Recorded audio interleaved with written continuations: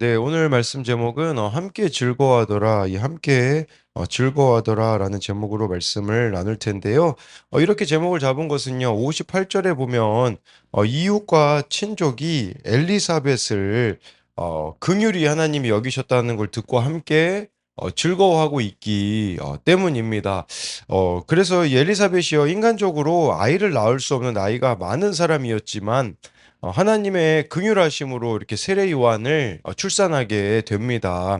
그랬을 때 그녀와 함께하는 공동체가 있었다라는 것을 보여주는 것이죠. 저는 이 모습을 보면서 최근에 우리가 그 큐티했던 룻기가 생각이 나더라고요. 룻기에 보면 유다 베들레헴 여인들 증인들이 보아스, 룻, 나오미와 함께 즐거워하던 모습이 생각이 났는데, 우리 또한 이렇게 함께 즐거워할 수 있는 그런 공동체가 참 되었으면 좋겠습니다. 첫 번째는요, 약속의 말씀을 끝까지 붙잡을 때 함께 즐거워할 수 있습니다. 57절, 58절인데요. 엘리사벳이 예산할 기한이 차서 아들을 낳으니 이웃과 친족이 주께서 그를 크게 긍휼히 여기심을 듣고 함께 즐거워하더라 라고 말씀해 주고 있어요. 그래서 이 57, 58절은 세례 요한이 출생하게 탄생하게 되잖아요. 거기에 동반한 공동체의 기쁨이 나와 있습니다.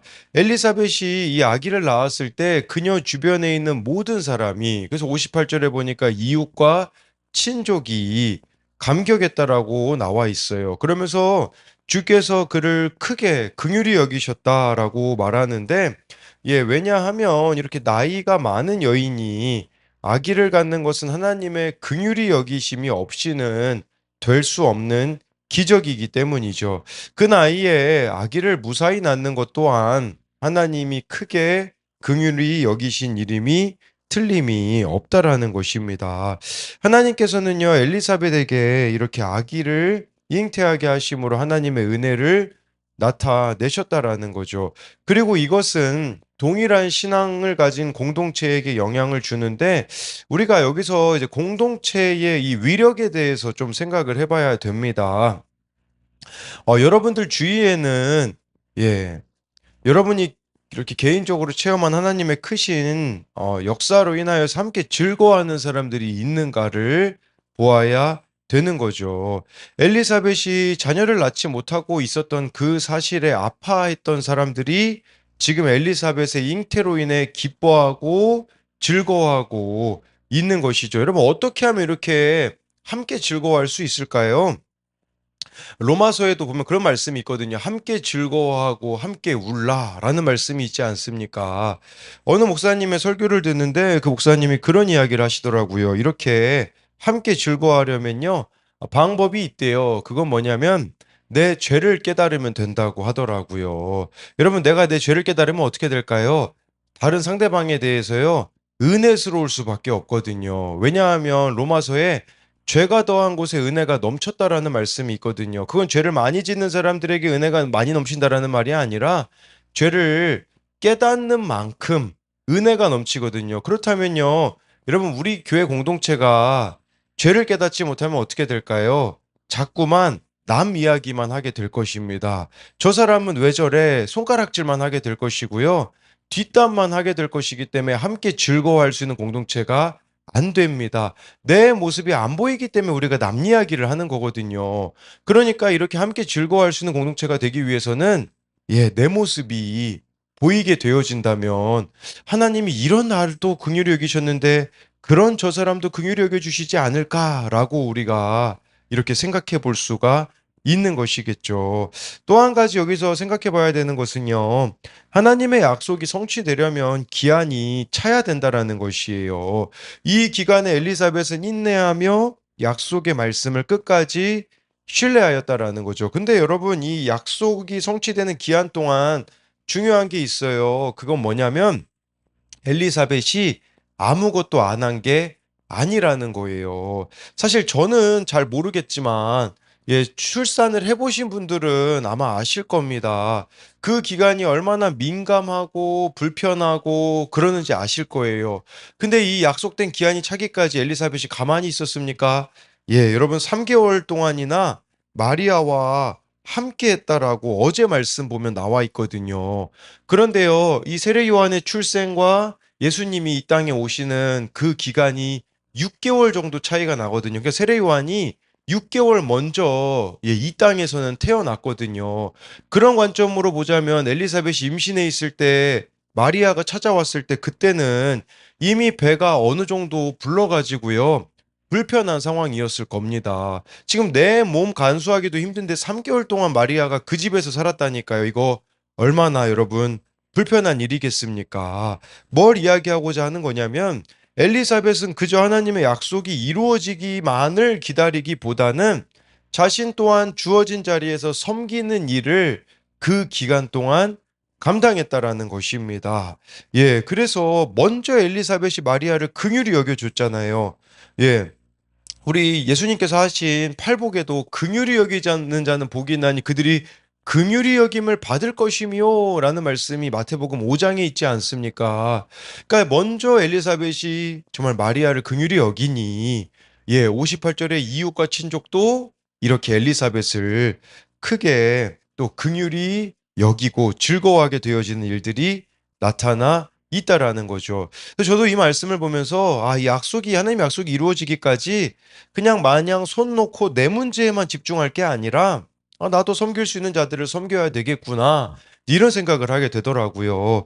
저에게는 이제 돌아오는 금토가 이제 우리 청소년 청년들하고 수련회가 있잖아요. 이때 제가 해야 하는 것은 수련회를 위해서도 기도해야 하지만 그 가운데 한 사람이라도 더 데려오려고 하나님의 은혜를 끝까지 구해야 되더라고요.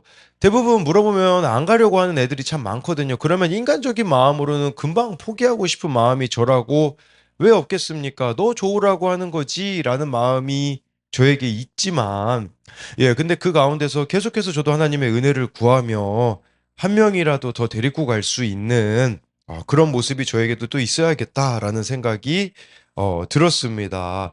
그래서 이것에 대한 두 가지 적용은요.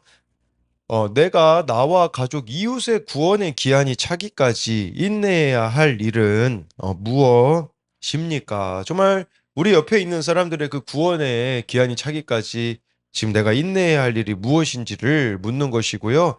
또 한 가지는요. 함께 기뻐하거나 함께 슬퍼해야 하는 공동체 지체가 있습니까? 네, 정말 이렇게 믿음의 공동체가 함께 기뻐하고 슬퍼하는 곳이기 때문에 그러한 자가 누가 있는가를 묻는 것이에요. 두 번째는요. 고정관념이 깨질 때 함께 즐거워할 수 있습니다. 59절부터 63절인데요. 8일이 되매 아이를 할례하러 와서 그 아버지 이름을 따라 사가랴라고 하고자 하더니 그 어머니가 대답하여 이르되 아니라 요한이라 할 것이라 하매 그들이 이르되 내 친족 중에 이 이름으로 이름한 이가 없다 하고 그의 아버지께 몸짓하여 무엇으로 이름을 지으려 하는가 물으니 그가 서판을 달라 하여 그 이름을 요한이라 쓰매 다 놀랍게 여기더라. 네, 여기 보니까 이제 8일째 할례하러 와서, 그러니까 유대 아이들은요, 8일 만에 이렇게 할례하는 말씀을 지키고 있었거든요. 근데 이때 할례할 때 이름도 지었다고 하더라고요. 그런데 아버지의 이름을 따라 이 태어난 아이를 사가랴라고 지으려고 했습니다. 이것은 그 당시 관습이었어요. 관습. 그래서 아버지의 이름이나 네. 그래서 할아버지의 이름을 따라서 이렇게 아이의 이름을 지어주기도 많이들 했었거든요. 그렇게 사가랴라고 이 아이의 이름을 아버지의 이름을 따라서 지으려고 하자 60절에 엘리사벳이 하면서요. 아니라고 요한이라고 해야 된다고 아마 이 엘리사벳도 알고 있었던 거죠. 이 아이의 이름을 이렇게 천사가 뭐라고 지으라고 했는지를 알았기 때문에 요한이라고 하자고 하니까 이제 그 당시 여자가 이렇게 영향력이 없었잖아요. 그 당시에요. 근데 61절에 그러니까 친족들이 이 이름으로 이름한 이가 없다고 그래서 막 엘리사벳의 이 의견을 이렇게 무시하려고 하거든요. 이 어머니의 주장은 받아들여지지가 않았거든요. 그래서 이제 아버지 사가랴에게 몸짓으로 62절에 보니까 몸짓했다라는 말 자체가요. 이 사가랴가요. 어 아이가 태어날 게 안 믿겨져 가지고 하나님이 말을 못 하게 하셨잖아요. 근데요. 이 62절 보면요. 귀도 못 들었다. 이제 이렇게 볼 수 있어요. 그러니까 몸짓으로 지금 표현을 하잖아요, 사람들이. 예, 그래서 몸짓으로 무엇으로 이름을 지르는가 물었다고 하기 때문에 예, 말도 못했고 듣지도 못하는 기간이 있었다라는 거죠. 근데 요거를 우리가 조금 확장해 보면 이런 생각이 들 수 있어요. 예, 우리가요, 듣지 말아야 될 게 있고요, 말하지 말아야 될 게 있다라는 것을 우리가 한번 생각해 봐야 되는 것이죠. 예. 그러다 보면요, 우리의 고정관념이 그냥 아무거나 다 들어보십시오. 그럼 여러분들에게 고정관념이 생기게 되어지고 말씀에 대한 관념은 사라질 수밖에 없는 것을 또 우리가 이렇게 생각해 볼 수가 있는 것이겠죠. 예, 이 단락은 이런 사회적인 관습이 어긋나는데도 불구하고요, 사가랴가 63절에 보니까 서판을 달라고 해서 이름을 요한이라고 적었다고 말씀해 주고 있는 것이죠. 이 듣지 못하고 말하지 못하는 기간 동안 아마도 사가랴는요, 중요한 교훈을 배웠을 것입니다. 그것은 뭐냐면 하나님의 말씀을 더욱 철저하게 신뢰하는 법을 배웠을 거예요. 이렇게 말씀드리는 것은 반대로 말하자면요, 고정관념이 깨지는 시간을 가졌다라고 볼 수 있어요. 여러분, 우리들에게 얼마나 많은 고정관념이 있지 않는가 봐야 되죠. 사람에 대해서도 있잖아요. 조금만 잘못하잖아요, 고정관념이 잡히게 되는 거예요. 아, 저 사람은 안 된다라는 고정관념. 여러분, 그리고 우리가 세상의 소리를 너무 많이 듣잖아요. 그럼 그게 또 고정관념이 되는 거예요. 그러다 보니까 자꾸 세상과 나를 비교하다 보니 초라함을 느끼게 되어지고, 예, 자꾸 나를 비참하게 만들어지는 게 얼마나 많이 있습니까? 그렇게 여러분이 고정관념에 우리가 사로잡혀 있는데 하나님의 말씀으로 철저하게 그 고정관념을 하나씩 깨 나아가야 된다라는 것이에요. 저는 그렇기 때문에 이 고정관념을 깨기 위해서 필요한 게 침묵인데, 지금 말 못했잖아요. 이 말 못한 기간이, 말 못하는 게 저는 그런 의미로도 다가오더라고요.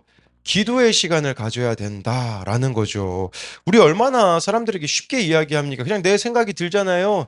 그냥 다른 사람한테 퍼부을 때가 너무 많거든요. 저도 그랬거든요. 어제만 해도 아, 이 문제를 어떻게 해야지? 그냥 내가 퍼부어야 되나? 예, 근데 제가 그냥 기도하다 보니 어제 밤쯤에 그냥 자연스럽게 그 문제가 해결되어지는 걸 보게 되더라고요.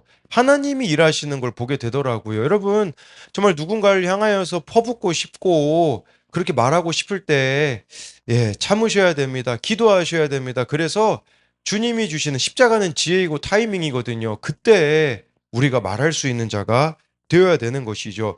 또 여기서 엘리사벳과 이 사가랴가 자녀의 이름을 요한이라고 지은 것은 관습을 뛰어넘는 믿음의 행동이라고 볼 수 있습니다. 이것이 의미하는 것은요, 이 자녀를요, 나의 소유가 아니라 하나님의 소유로 인정하는 신앙 고백이라고 할 수 있어요.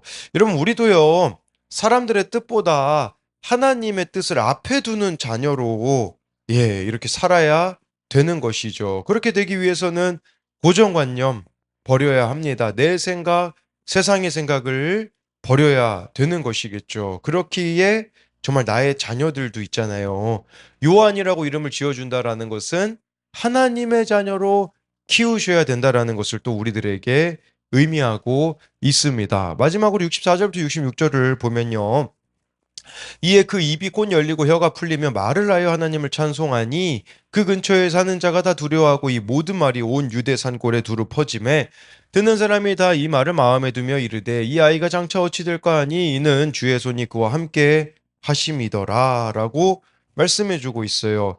요한이요, 이 말 못한 기간이 거의 한 1년이 되거든요. 왜냐면 출산하려면 한 10개월이 걸리잖아요. 그동안 이 사가랴가, 예, 그 요한이 아니라 사가랴가 말 못한 기간이 거의 1년이 되었던 거죠.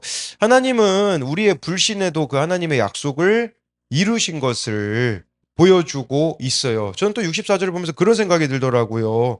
여러분들이 정말 다른 사람들에게 입이 열리기 위해서는요, 입이 열려서 무슨 말을 해야 되냐? 하나님을 찬송하는 말을 하셔야 됩니다.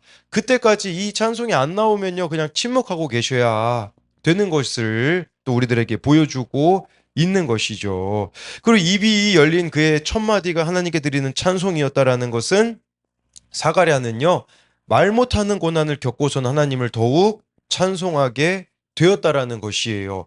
우리 또한 이처럼 고난의 시간을 보낼지라도 그 가운데 함께 하신 하나님을 전해야 합니다. 내가 고난을 통해 하나님을 찬양할 때 주변 사람들에게 하나님이 전해지게 되어지는 것이죠. 우리들 교회 김양재 목사님의 천국을 누리라라는 책에 그런 내용이 나오더라고요. 여러분, 믿기만 하면 외적으로 모든 게 다 잘 될까요? 예, 그 책에 이런 내용이 나와요. 제 아이들은 입시에 여러 번 실패했고 취직도 안 되었습니다. 그러면서 일화를 하나 이야기하시는데, 예원학교 피아노 선생을 하면서 학부모 성경 공부를 이제 인도하던 시절에 예원학교에 제 딸을 포함한 30명이 응시했다고 해요.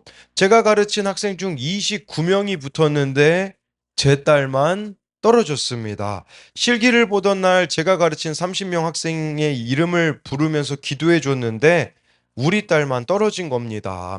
그러자 어느 누구도 제가 이끄는 성경 공부 모임에 오려고 하지 않았습니다.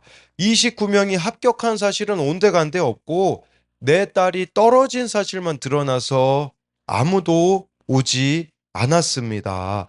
당시 욥기를 큐티하고 있었는데 제 입에서 저절로 하나님 너무하십니다라는 말이 나왔습니다.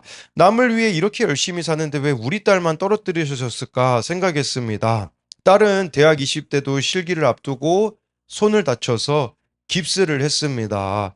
그뿐만 아니라 저는 과부인데다 친가와 시가 부모님도 모두 돌아가셨습니다. 지금은 친정 생활비까지 책임지고 있습니다. 아무것도 없는 무 상태입니다.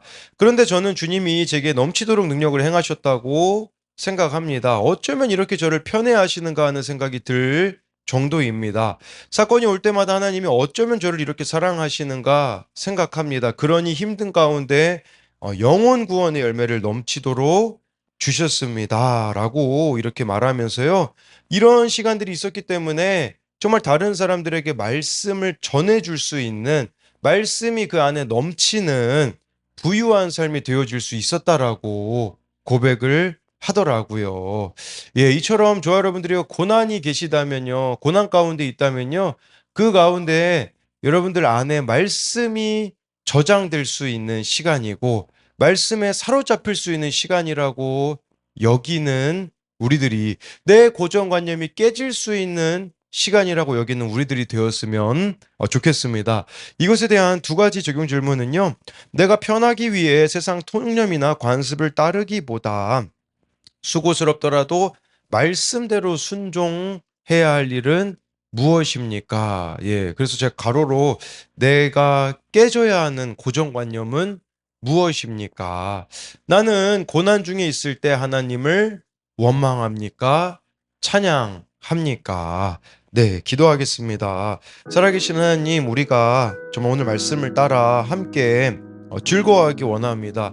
함께 즐거워할 수 있는 비결은 약속의 말씀을 내가 끝까지 먼저는 붙잡아야 됩니다. 정말 엘리사벳이 이 임신한 기간 동안 그냥 하나님의 약속이 이루어지기까지 가만히 있던 게 아니라 정말 자신의 몸도 가누기 어려운 시간에 이렇게 마리아가 3개월 동안 머물렀으니 인간적으로는 얼마나 불편했겠습니까? 그러나 엘리사벳이 정말 마리아를 그렇게 3개월 동안 긍휼히 여겼기에 정말 이후에 엘리사벳이 세례 요한을 낳았을 때 많은 이들이 엘리사벳을 긍휼히 여겨주지 않았습니까? 우리 또한 누군가에게 긍휼히 여김만을 받으려고 하는 게 아니라 팔복에 나와 있는 것처럼 긍휼히 여기는 자가 되기 원합니다. 그랬을 때 긍휼히 여김을 받는 일들이 우리들 가운데 일어날 수 있도록 하나님께서 은혜 베풀어 주시고, 또 우리 수목 아름다운 교회가 내 모습을 볼 수 있는 공동체가 되기 원합니다. 그래서 하나님의 은혜가 늘 우리들의 마음에 차고 넘쳐서 다른 이들을 긍휼히 여길 수 있는, 그 다른 이들의 아픔에 함께 아파하고 즐거움에 함께 즐거워할 수 있도록 은혜를 베풀어 주옵소서.